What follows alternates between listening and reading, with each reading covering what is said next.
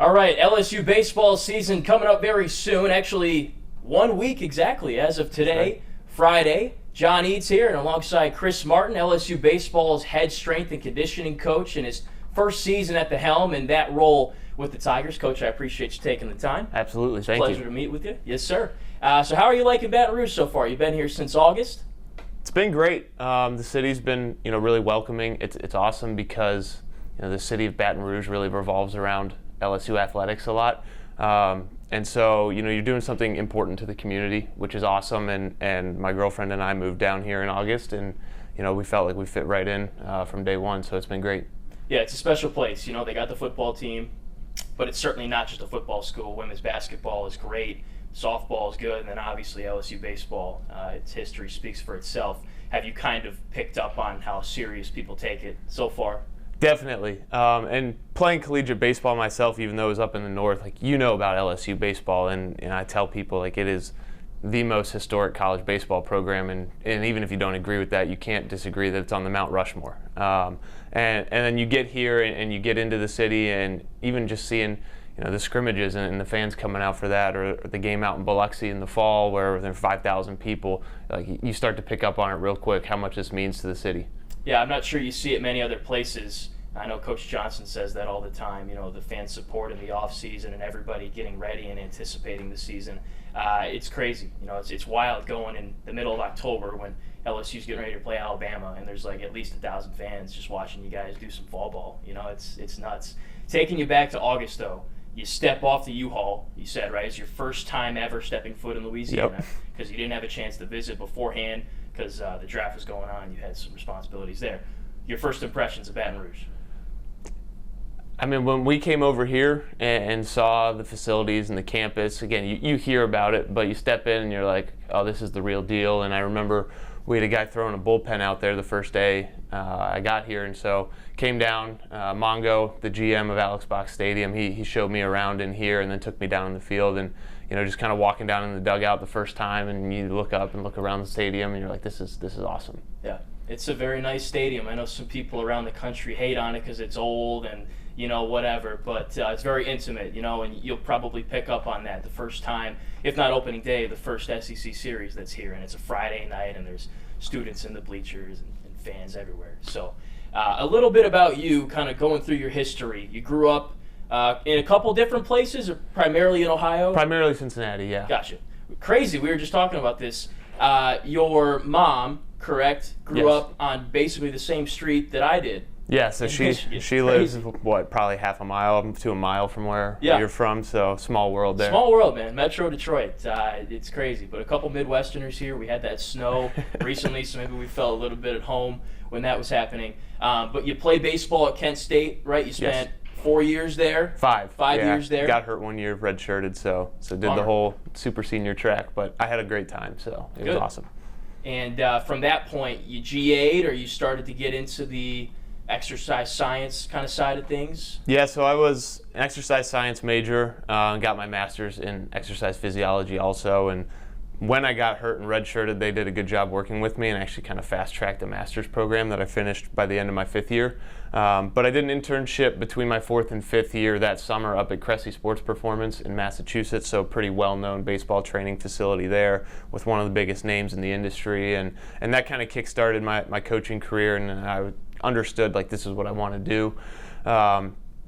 Flash forward to December of my 5th year, so the season hasn't started yet, but fortunately got in contact with some people with the Astros, did some interviews there, and they offered me an internship following my 5th year. So we ended up losing in our conference championship, didn't make the NCAA tournament, and 3 days later I was packing up, driving down to Florida, and got started with the Astros right before the draft there of 2019, which was when it was still early June. So got going there, got brought on full-time after that season, and then have been with the Astros since. Super cool. So you kind of hit the ground running and just been running and gunning since then? That's right, yeah. It's been a whirlwind. I did several different roles within the Astros organization, and then Coach Johnson came calling in July of last year, and they offered me the position, and it was a no-brainer for me to come here to Baton Rouge. Sure.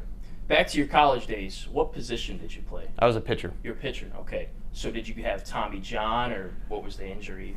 No, so I actually have torn both my ACLs. Oh. I never had an upper body injury, but I tore one playing basketball in college, or in high school, and then the other one, our team was doing some touch football in college, and not the way you want to go down. No.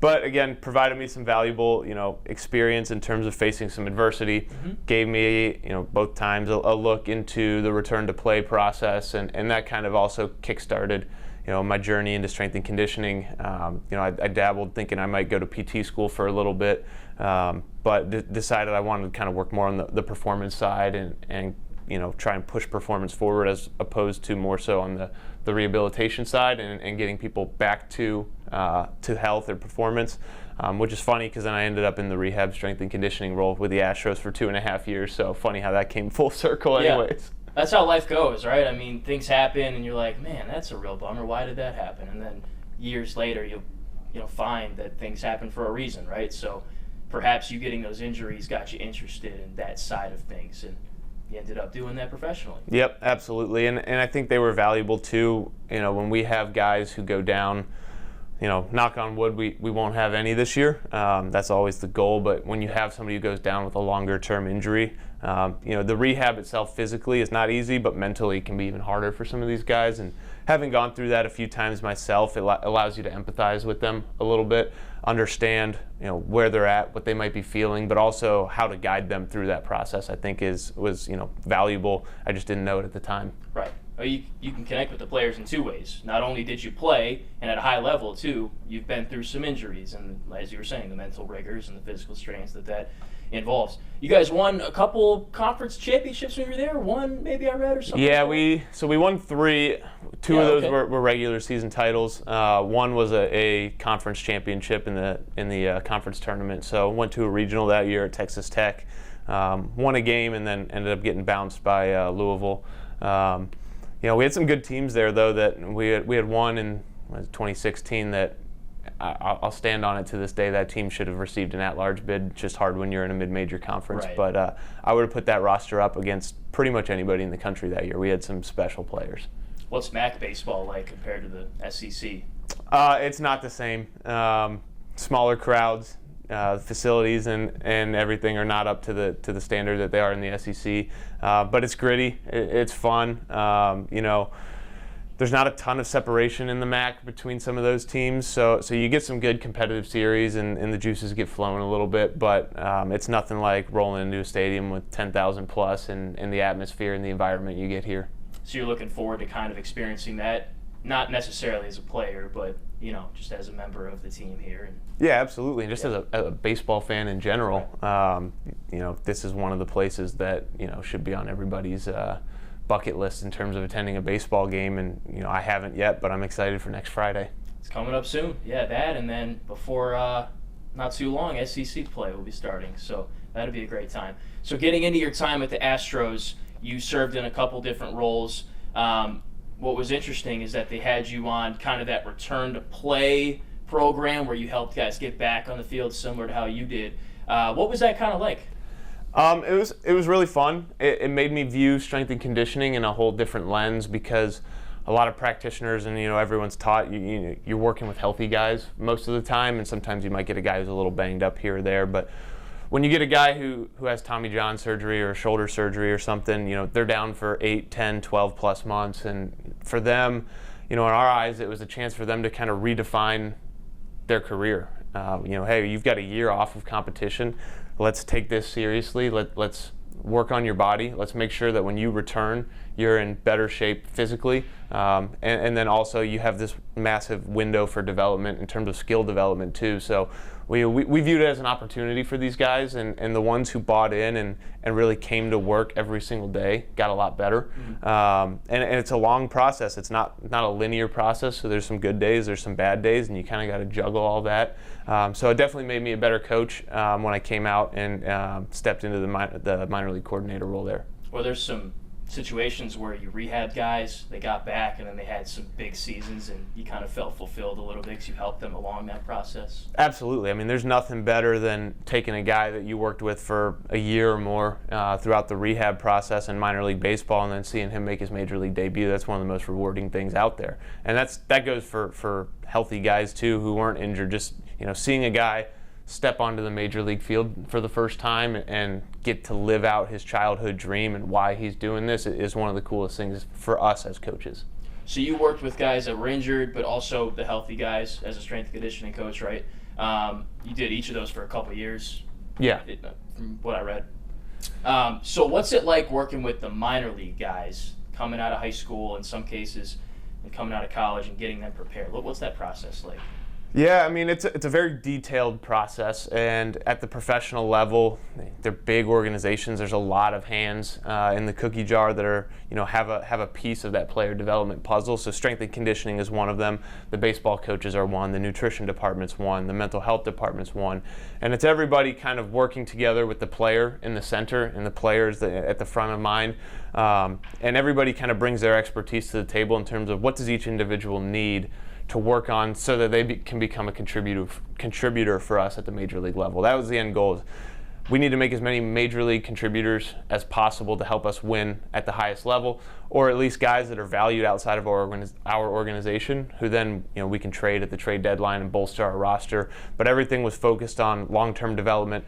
How do we sustain the most success winning at the major league level? And for us, that was getting pretty aggressive on the strength and conditioning side at times and pushing guys when they needed to be pushed, but there were other guys who were more physically developed and just needed a lot more of the baseball skill development or the mental side of things. So each guy was a little bit different, and in an organization of that size, it's pretty fun because you can really individualize plans for guys and get them where they need to go. So do you guys do some testing at the beginning, and then after some months go by, you retest numbers? Like, how do you keep track of people's progress? Yeah, so here we actually test things regularly. We've got a set of force plates, so we'll have guys jump on those every week.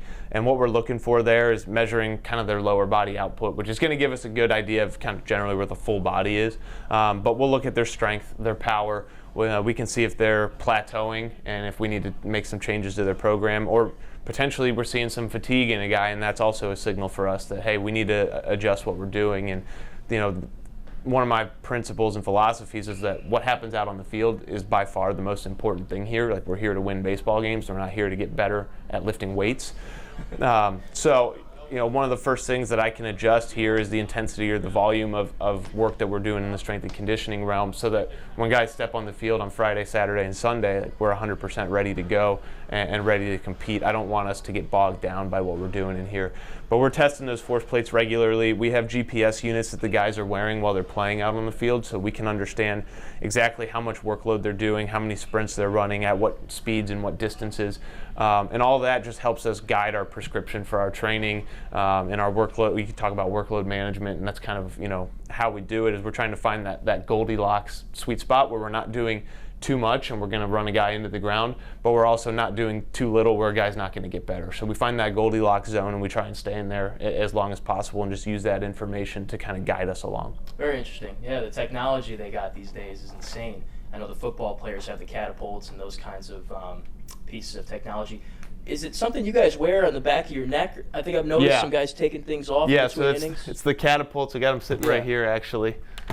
So each guy's got a little sensor. Yeah, okay. So right here, and they wear like the little sports bra looking vests, and it sits, right back on the back of their neck there. And it tracks a bunch of different things: how far they're running, at what speeds, how many throws they're making, how many swings they're making, at what intensities. So a lot of information gets pulled out of those, and then it's our job to kind of sift through that, make sense of it, and make some simple reports that the players and the coaching staff are going to understand, and then I can take recommendations to Coach Johnson, and we roll from there. That's cool. So maybe a little more involved in football, like in terms of how fast guys are running, how many miles they're running. You're tracking throws and all those things as well. Right. Yeah. It all goes into these different reports that we pop out, and really like a lot of that running stuff is relevant in baseball. You obviously think about it more in like a football or soccer sense, where you see guys, a receiver running a go route, and how many of those is he doing. But when you come and look at some of the baseball data, it's interesting to see the number of sprints that guys do, the number of times they accelerate or decelerate, the total mileage. In a game, some outfielders might cover 6 or 7 total miles, which is a lot. Wow. So keeping track of some of that stuff is really important, because we're trying to keep guys available and keep them healthy, and that's the main thing here. But we're also trying to make sure that we get enough sprint exposures, that we're maintaining our speed, maybe trying to get a little bit faster. I think one of the advantages this team has this year is we've got a lot of athleticism, a lot of guys that can run, and so using technology like that kind of helps us make that speed a weapon, and makes it usable on the baseball field in terms of good defensive range, ability to steal more bases or take the extra base, all things that are geared towards producing outcomes. They're going to help us win more games. Yeah, so kind of marrying those two together to produce wins. I like the vision there.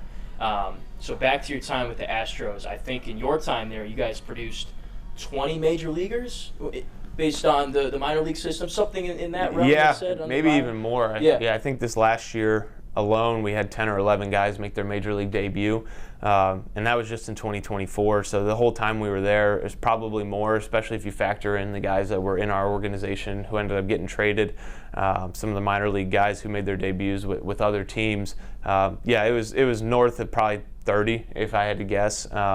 And each one of those is special. They're a lot of fun to see a guy go out there, like I said, and take the field for the first time as a major leaguer.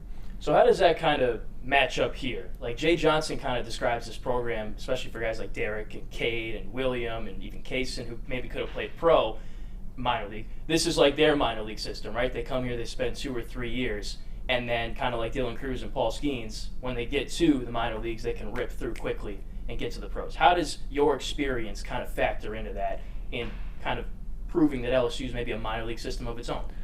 Yeah, I think, when Coach Johnson called me the first time last summer, he laid out 2 very simple goals for this program. Number 1 is win championships, and number 2 is develop major league players. And, when I was with the Astros, we were fortunate enough to do a lot of winning, so I saw what that kind of looked like on a day in, day out basis at a really high level, and we produce a lot of major league players. So I think the advantage here is, on the physical development side, I understand what kind of qualities that major league teams are trying to develop and what they're trying to look for when they're scouting players, and we can start to get a head start on some of that while players are here, develop that work ethic, let them understand what we're trying to actually accomplish with their bodies instead of just handing them a workout and saying go do it. I want them to understand why we're doing it, and that drives some buy-in. And at the end of the day, if we have a freshman who comes in and he's here for 2, 3, 4 years, I want him, when he reaches professional baseball, to hit the ground running, like you said. So I think when guys leave this program, they'll have an advantage that they understand what the physical preparation looks like on a day-to-day basis. They're going to get the skill development with our coaching staff here. Those guys are awesome, and it should set them up in a position where, like you said, they can climb the ranks through the minor league systems quickly and get to the big leagues, because that's the ultimate goal here. It's not to sit in the minor leagues for 5 or 6 years. It's to get there and then get to the big leagues as fast as possible. Yeah, it's quite a sales pitch. It'd be tough to turn down for any recruit. Last thing on Houston, if you have anything else to add, feel free. You were there when they won a World Series, right? So you got a ring and everything. What was that like? It was awesome. We played in 3 World Series while I was there. To this day, I feel like we should have won in 2019, but we didn't, which would have been a heck of an introduction to the professional baseball world. But we had to wait a little bit. Got one in 2022 after losing in 21. So we went twice and lost, and I saw what that was like. And it's like, okay, how do we get over the hump here? Obviously, they won it in 2017 before I was there, and just being a small part of that is like, hey, we got to do everything in our power to give each and every guy the most competitive advantage that we can on the field. And it was cool. And then 2022, we finally put it together, won the whole thing, played a really good series against the Phillies. And it's tough to describe that feeling, and then getting the ring is something you always cherish. you were there and you got to see all the games and we were there for games 1 and 2 in 2022.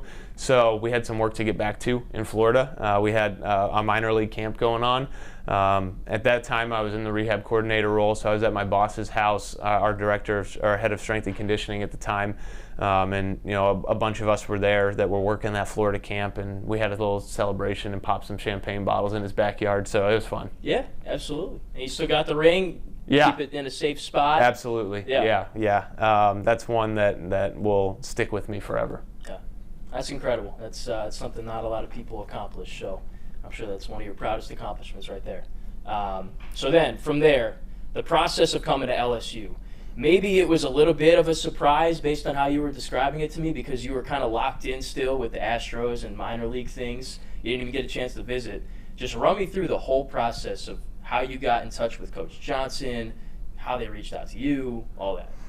Yeah, so Coach Johnson must have gotten my resume from somebody in the industry. He called me at 8 p.m. on 4th of July.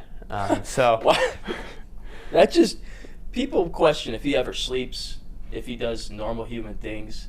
Working on July 4th when everybody else is out celebrating, I mean, that's him, right? Yeah, 100%. And we had a game, a minor league game earlier that day. I think it was a Friday or Saturday. Okay. And we went over to a friend's house, hung out at their pool for a few hours, and then we had actually gotten home and we're on the couch watching Netflix. And a Baton Rouge number pops up.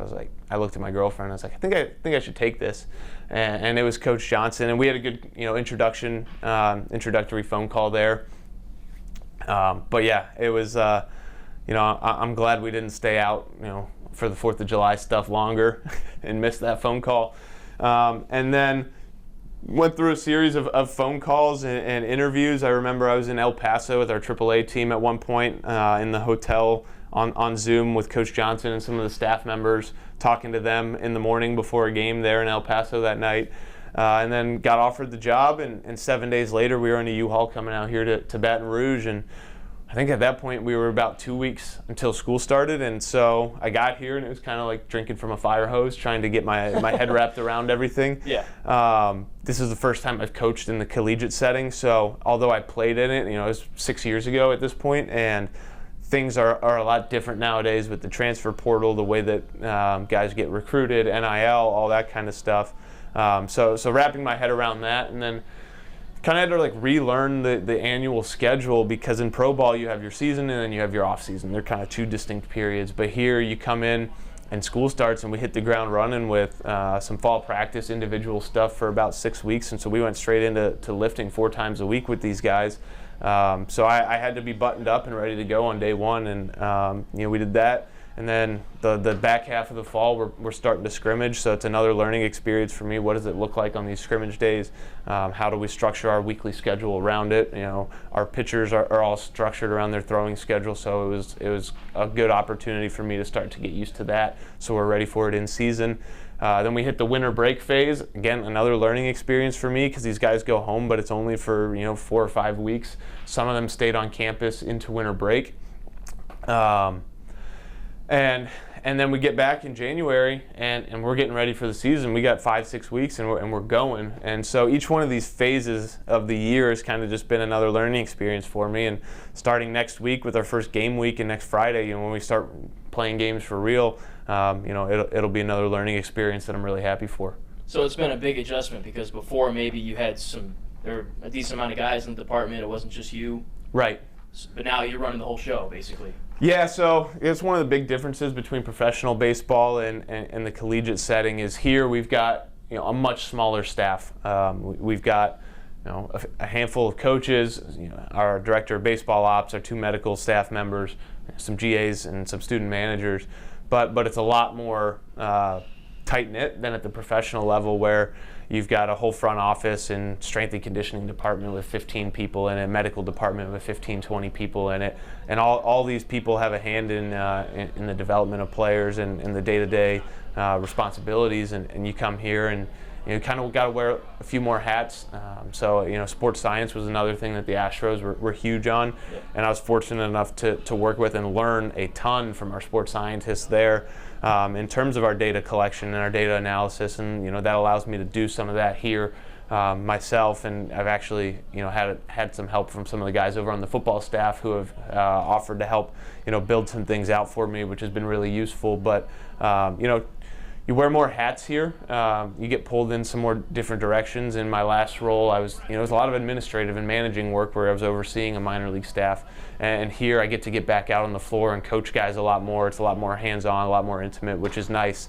But that takes up time. So you've got to be really efficient. You've got to simplify things. You've got to understand what are the most important things that are going to affect our team in a positive way, and really allocate your time and resources towards those. Yeah, like you were saying, you get up, you go to work, you get home, maybe hang out with your girlfriend for a little bit, and then it's right to bed. You just squeeze the most you can out of every day because there's so much to do. You prefer this kind of a role, though, more hands-on?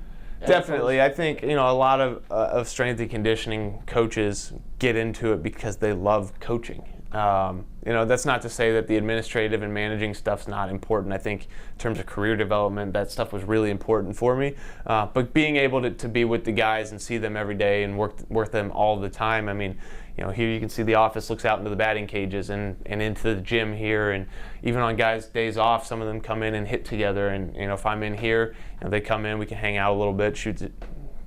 Almost sore. Shoot the breeze. Yeah, shoot the breeze there a little bit. I caught that one. But you really get to know these guys as people and as players, and I think it's a little bit more intimate of a role. You get to develop some deeper relationships, and I really enjoy that. Yeah. Is this kind of what your dream job was when you first got into this, being a strength conditioning coach somewhere? So when I started, I was 23 years old when I had my first coaching job with the Astros, and I came up with this arbitrary goal that I wanted to be with our big league staff by the time I turned 30. Well, I turned 29 last week, so that's not going to happen. I don't know that I would say I have a specific dream job within strength and conditioning. I've always, since I formed that goal, I was like, well, it was kind of just random and arbitrary. I just want to wake up every day and put one foot, take a step forward from where I was the day before, and doors are going to open themselves down the line. I don't think, if you would have asked me a year or two ago if I would have thought about being in this position, I would have said probably not. I'm going to try and work my way onto the big league staff with the Astros, and probably wasn't too far away from that. But the opportunity came, and it was one that I couldn't say no to. So again, I just try to get a little bit better every day. Doors will open themselves, and you'll find where you need to go. And I feel like I'm supposed to be here right now, and I love it. So I don't I'm as happy as could be. Good. Yeah, I like that philosophy. It fits well with being a strength coach. A little bit better every day, right? In some capacity, in some way. So with this team specifically, I think Coach Johnson said a guy like Derek Curiel, or is it Curiel? Curiel, that's what I thought. Okay, I like that one version. He put on 10 pounds, I think, since he first got here. I know, obviously, when you're an athlete and you get stronger, you put up bigger weights, you add some muscle, obviously you're going to become better. But in baseball terms, how does that make you better? Yeah, I mean, with hitters, a lot of data and information, and again, in this new data-driven age of baseball, it's pretty black and white with position players and hitters specifically. Like, if you get bigger and you get stronger, all things held constant, you're going to hit the ball harder. That's not really up for debate. Now you get into the discussion of how big and strong is too big and strong, and I think that comes with the caveat of what's their defensive value, and there's trade-offs there that you have to discuss with the coaching staff and make sure that everybody's goals for the player are aligned, and then we go and we chase those. But for a guy like Derek, he came in, he's added some good lean mass since he's been here. I mean, in terms of a freshman, to perform like he did in the fall and so far this spring. Again, I haven't been around SEC baseball, but everybody raves about him. I've been super impressed, and the sky really is the limit for Derek. He still has some ways to go in terms of his physical development. He knows that, and he's super locked in on it. He'll come in, and now that he's added some weight, he'll come in and he'll flex on me in here in the gym sometimes, and I love it. His head's in the right place. He wants to get better every single day.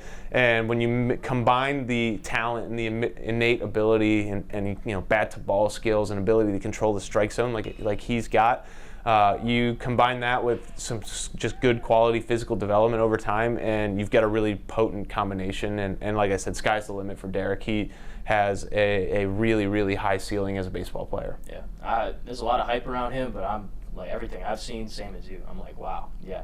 Some guys you're like, I don't really see that, big recruit. But him, nah. I mean, every time I see him play out there, he's balling out. I'm sure he's working hard in here, as you said. Anybody else kind of made some big strength gains since you've been here?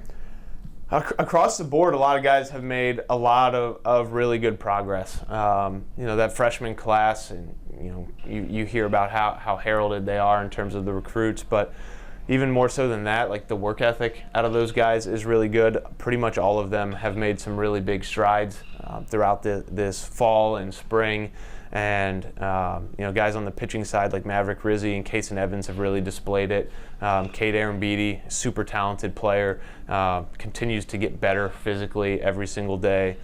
We've had some other guys that have joined the program as transfers. Daniel Dickinson's done a really good job getting stronger. Chris Stanfield's another one that sticks out in my mind. But again, the list goes on and on. These guys have put in a lot of really good work throughout the offseason, and I'm excited for them to showcase that. And then a guy like Jared Jones, what is he, like 260 pounds, something like that? He's 245, 250. I can't really, like if you describe a prototypical power hitter, you describe Jared Jones. I mean, the guy is strong.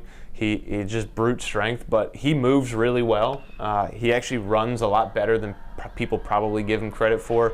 But his mobility, gives him a lot of value at first base. He can move in ways that you would think a guy who's 6'4", 250 can't really move. And then you obviously see it when he connects with a baseball and he sends it 115 over the scoreboard. Yeah. That's just some man strength right there.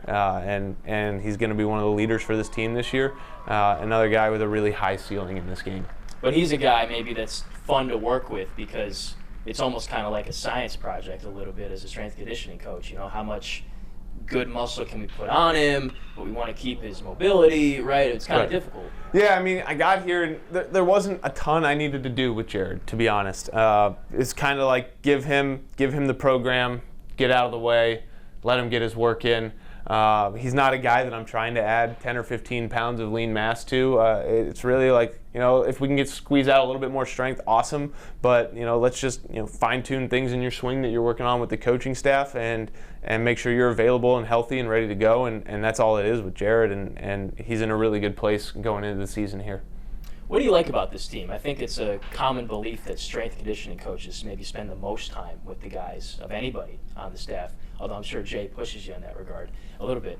What do you like about the way they've come together and the camaraderie and all that? It seemed pretty natural. Again, you hear Coach Johnson talk about we've got 12 guys returning this year who played an inning for us last year. Like 25-ish new guys between transfers and freshmen.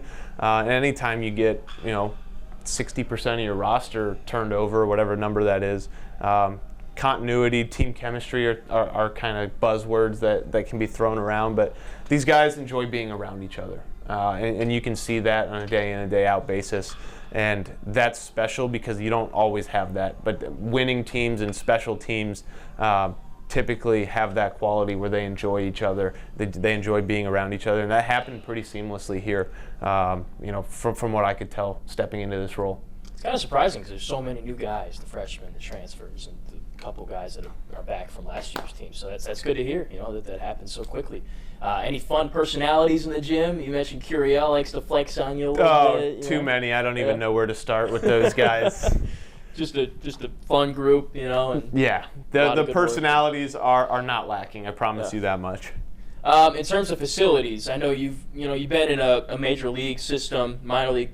How does the weight room, the batting cages, all this kind of stack up? Is it near top of the line? Yeah, these are top end facilities. I tell recruits when they're coming in here and we're meeting with them, I'm like, if you can't get better in this facility, you're going to struggle to get better anywhere. You just got everything we need.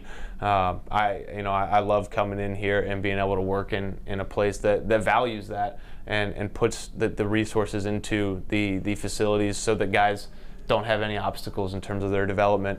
I think if anything, some of them will get to pro ball and be on the road in Double-A and see what they've got to work with there and be more disappointed than anything. Yeah.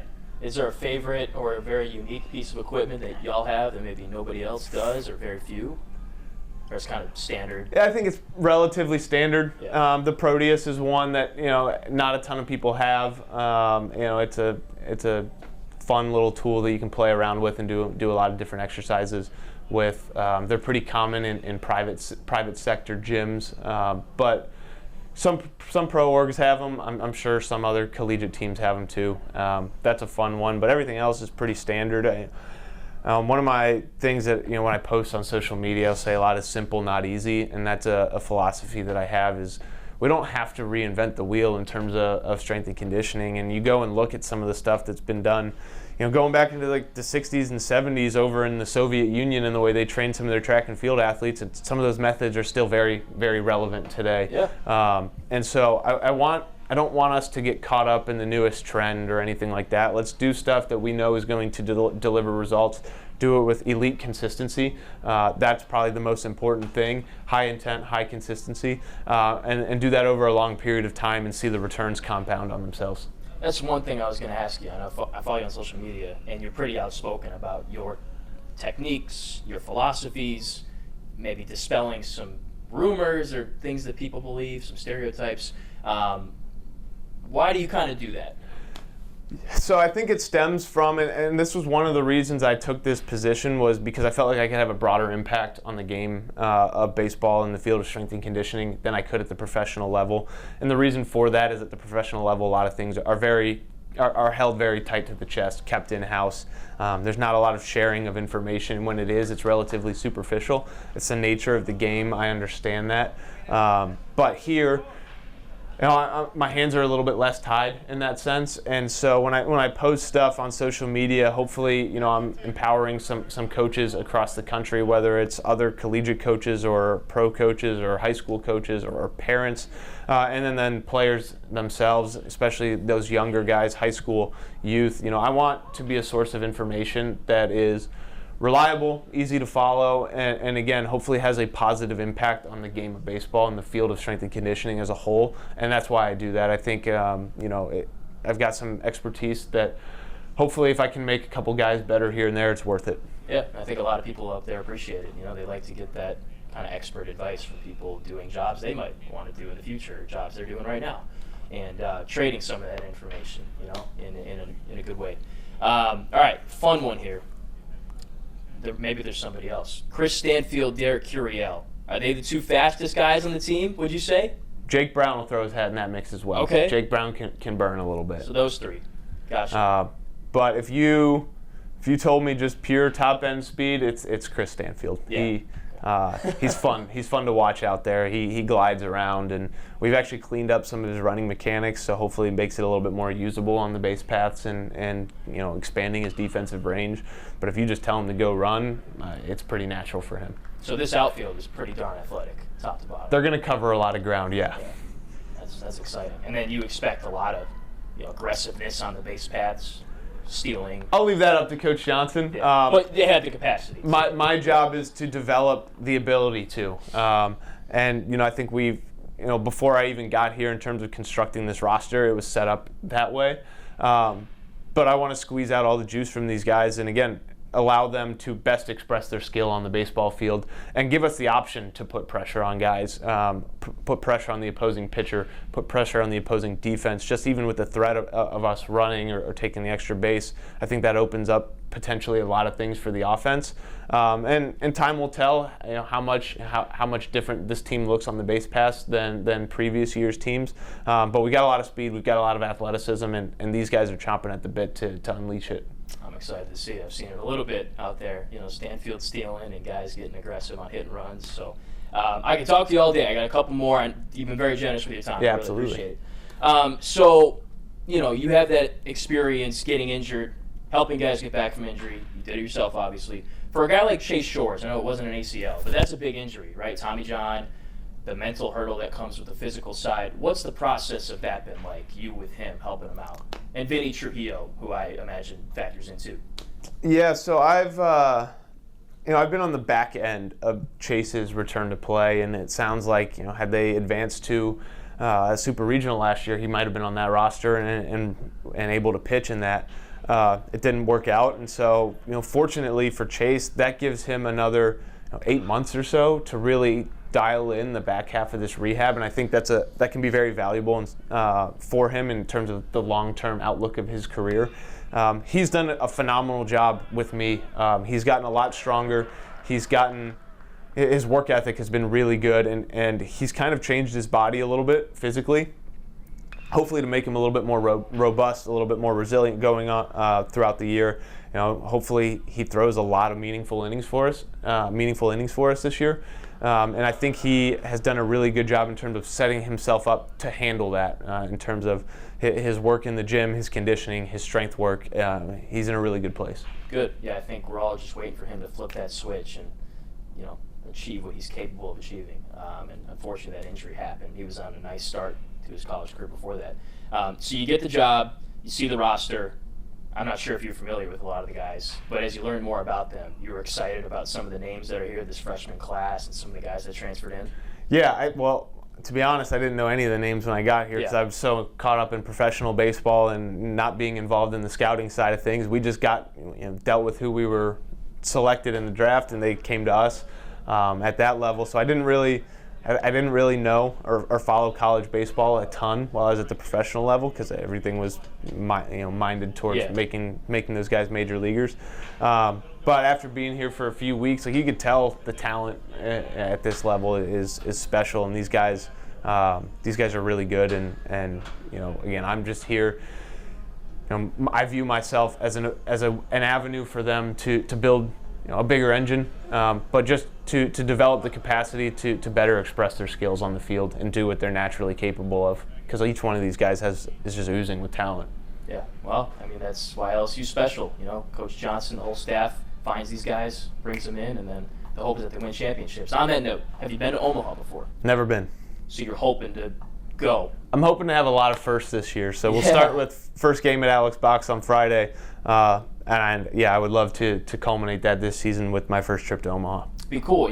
You were in the tournament at Kent State. You didn't quite have a chance to go play there, but it'd be nice to, from a different lens, get to experience that same way as the World Series. Oh, 100%. And everybody you speak to about Omaha just raves about it. Yeah. Whether it's a fan, a player, a coach. I don't know that I've ever talked to anybody who's been there for the College World Series and had a bad time. Yeah, I feel like it's very hard to do. Unless you really hate baseball, in which case I don't know why you'd be there. I haven't been either, so I'm hoping, same as you, this would be the first for that for me. I've heard some great things, and it'd be awesome to see that. So I guess we'll see what happens. Hopefully you and me. That's first right, time, yeah. Let's go to Omaha, and hopefully the Tigers can get them there. Anything I haven't asked you about your job, your experience, anything you'd like to add before I wrap up? Not that I can think of. I'm just excited to get going. Yeah. Friday can't come soon enough. It's been a long wait, I'm sure, since August in the build-up, and I'm sure the boys and yourself are ready to get out there and get rolling. One last one I just thought of this. I see you guys warming up, practicing right before they start playing the scrimmages, and you have little conversations with guys like Michael and Daniel and some other guys. What are you saying to them? Just tweaks on their running or how they're feeling, or? I'm not tweaking anything pregame. At that point, we're focused on competing. But I'm just checking in on how guys are feeling.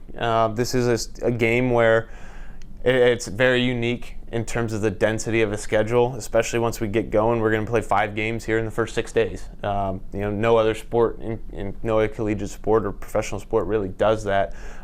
So that's just part of my job, is to understand how guys are feeling on any given day. Some of those conversations out there might be saying, we see the team go out and sprint on the line before the game, and some guys might do something different or something extra after the rest of the team is finished. And again, we're just using that Catapult GPS data to make sure that we are in that Goldilocks sweet spot and ready to go physically, setting them up not only for that day, but for that whole weekend or that whole week ahead. I like that Goldilocks sweet zone. I've never heard that before, but not too hot, not too cold. Yeah, okay. And then we just talked about this is the last thing, I promise. How baseball strength coaches differ from football strength coaches. The guys that are big, rah-rah, in your face, shirtless in 20-degree weather. How are baseball coaches a little bit different, maybe? You get some of that across the baseball world, but baseball athletes are different. when you talk about the personalities, it's tough to describe it unless you've been around it. But I'm laid back. I like to have fun. I like to joke around. There are times where it's time to get serious and time to turn up the heat and crank it up a little bit. But again, baseball is a very unique sport where you play a lot of games often, and it's just kind of the nature of it. You can't always be switched on into maximal intent mode like football, where hey, we got one game a week and we're selling out on that game. But it's just kind of my nature in general is a little bit more laid back, a little more pretty personable, I think. Like to develop good relationships with the guys. But make no mistake, I'll jump them if I need to jump them and turn it up a notch, and I have and will continue to. But for the most part, we have a good time getting after it when we train, and yeah. Very nice. Thank you for that. Needed that inside intel there. So, all right, we'll cut it there. We went on long enough. As I said, I could talk to you for hours. I'm very fascinated by this stuff, and I think your job's super cool, and you're off to a great start here. So thanks again for the time. Awesome. Thank you. Appreciate it. Chris Martin, give him a follow on social media if you want to keep up with some of the workouts and some of his philosophies and beliefs like we were talking about there. And we appreciate you watching. Opening day's coming up, and it should be a fun season. Hopefully it culminates in the trip to Omaha for the first time for him, for the first time for me, and many of you out there who I'm sure have been there many times already.